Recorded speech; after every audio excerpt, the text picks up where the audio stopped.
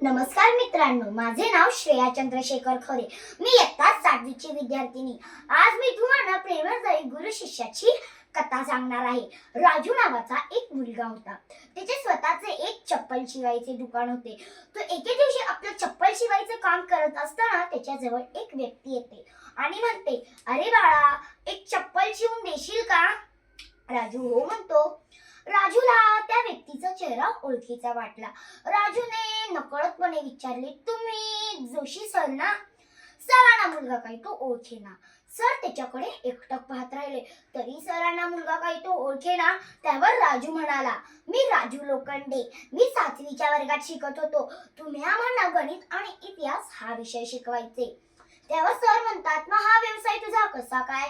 त्यावर राजू म्हणतो, "माझ्या घरची एवढी परिस्थिती नव्हती म्हणून मी अर्ध्यातच शिक्षण सोडले आणि हा व्यवसाय माझ्या वडील आणि आजोबांचाच आहे. तोच मी करत आहे. माझ्या माघारी माझ्या 2 बहिणी आहेत व आमच्या कुटुंबाची जबाबदारी माझ्यावर आहे, म्हणून मला हा व्यवसाय करावा लागतो." मग त्यावर सर म्हणतात, "मग तुझे वडील कुठे आहेत मग आता?" मग त्यावर राजू म्हणतो, माझ्या वडिलांना बरं वाटत नाही म्हणून ते दिवसभर अंथरुणात झोपून असतात. त्यांना काहीच काम करता येत नाही. त्यावर आणि माझे आजोबाही काही वर्षापूर्वी देवाघरी गेले. बोलता बोलता चप्पलही शिवून होते. जेव्हा पैसे द्यायची वेळ येते तेव्हा राजू नको नको म्हणत असताना सरांनी त्याच्या हातावर जबरदस्ती 10 रुपये ठेवले आणि आपल्या घरी निघून जातात आणि म्हणतात, "परत येतो हा." सर परत 2-3 दिवसांनी राजूच्या दुकानावर येतात आणि राजूला म्हणतात, "अरे राजू बाळा, मला एक जोड बूट शिवून देशील का?" राजू हो म्हणतो. राजूने अवघ्या 2 दिवसात छान सुंदर असं सरांना बूट शिवून दिलं. सरांनी जेव्हा ही राजूची कला पाहिली तेव्हा सरांना आश्चर्याचा धक्काच बसला की हे बूट राजूने शिवले आहे. त्यावर सर म्हणतात, "अरे राजू बाळा, तुझ्या हातात एवढी छान कला आहे, मग तू स्वतःचे एक दुकान का नाही खोलत मोठेशे?" त्यावर राजू म्हणतो, "सर, कल्पना छान आहे तुमची, पण आता माझ्याकडे तेवढे पैसे नाहीत ना माझ्या घरची एवढी परिस्थिती आहे की मी माझं स्वतःचं एक मोठं असं दुकान खोलू शकेन." त्यावर सर म्हणतात, "अरे राजू बाळा, मग मी देतो की तुला कर्ज म्हणून 15,000, मग तू स्वतःचे मोठे असे दुकान खोल." राजूला हा विचार पटतो. मग बघता बघता सरांनी राजूला 15,000 दिले. राजूने स्वतःचे एक मोठं असं दुकान सुरू केलं आणि सर राजूचे चांगले गिराईक व्हावे म्हणून राजूला मदत करत होते.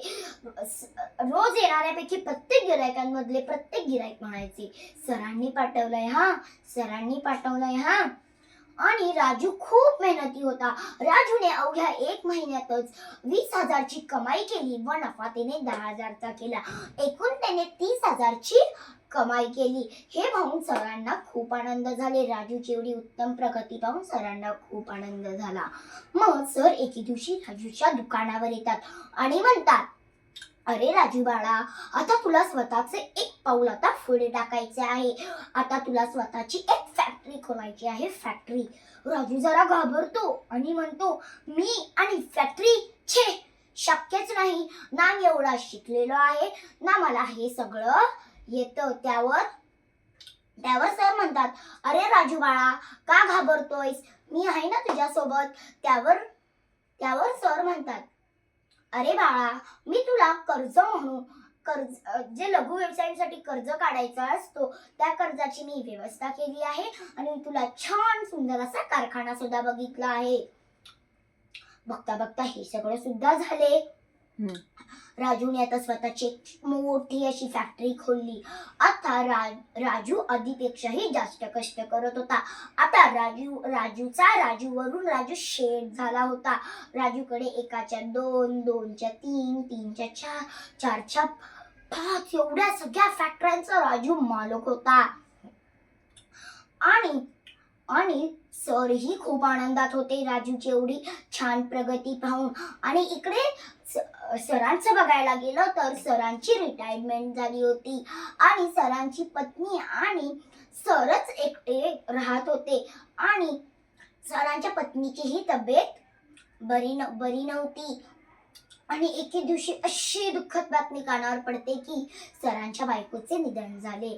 हे ऐकून राजूला खूप दुःख झाला. म्हणून सरांची मुले ही बाहेर प्रदेशात राहत असल्यामुळे सरांच्या मुलांनाही लवकर यायला काही जमले नाही. म्हणून राजूने एक मुलाचे कर्तव्य म्हणून सरांच्या पत्नीचे पूर्ण 13व्या दिवसापर्यंतचा खर्च राजूने एकट्यावर उचलला. आता सरांची ही तब्येत आता बिघडू लागली होती आणि राजूलाही सरांची खूप काळजी वाटत होती. म्हणून राजूने एके दिवशी सरांना विचारले, सर तुम्ही माझ्यासोबत माझ्या घरी याल का? सर म्हणतात, नको नको बाळा, मी इथेच ठीक आहे. त्यावर राजू म्हणतो, सर तुम्ही मला माझ्या वाईट परिस्थितीत तुम्ही मला साथ दिली होती. आता तुम्हाला बरं नसताना मी इथे कसं बरं एकटं सोडून जाऊ? राजूने खूप विनंत्या केल्या तेव्हा जाऊन सर काही तयार झाले. पण सरांनी जाता जाता राजूला एक अट घातली, राजू मी तुझ्यासोबत तुझ्या घरी यायला तयार आहे, पण माझी एक अट आहे की मला तुझ्यासारखे असंख्य राजू शेठ बनवायला तू मला मदत करशील ना? हे ऐकून दोघांच्याही डोळ्यात पाणी येते आणि दोघेही एकमेकांच्या आलिंगनात मिळून कित्येक वेळ रडत राहिले.